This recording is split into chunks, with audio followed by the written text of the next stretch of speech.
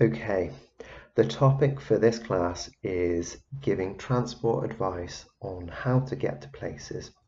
Using chunks, if I were you, dot. Have you thought about taking the bus? Why don't you go by bike?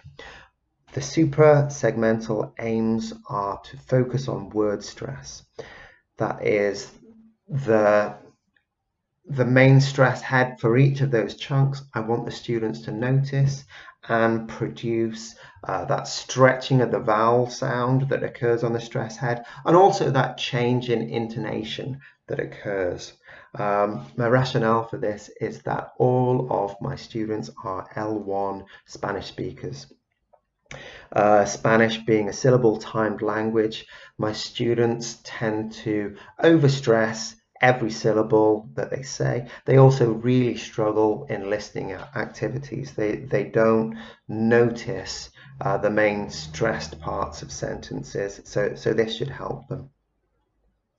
My first receptive activity is for the students to read phonetically typed versions of the chunks that I want them to use, the target language. I'll put this on the IWB board, and the students will work in pairs and try and interpret it to see if they can guess what it means.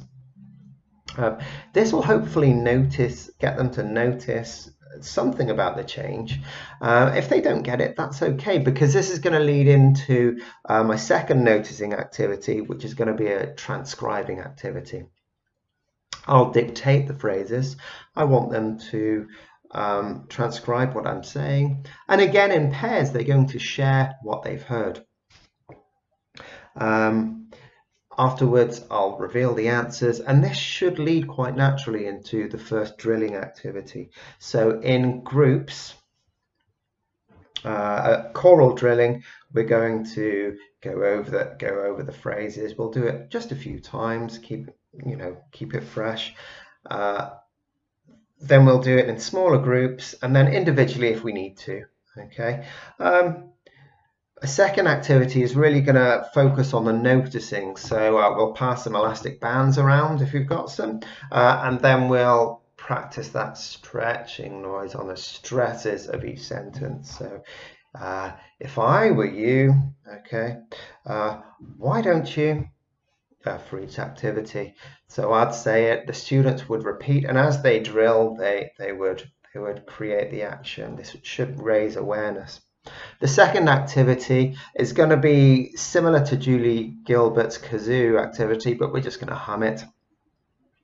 So instead, I'm going to drill the sentence, and they're going to hum it back to me.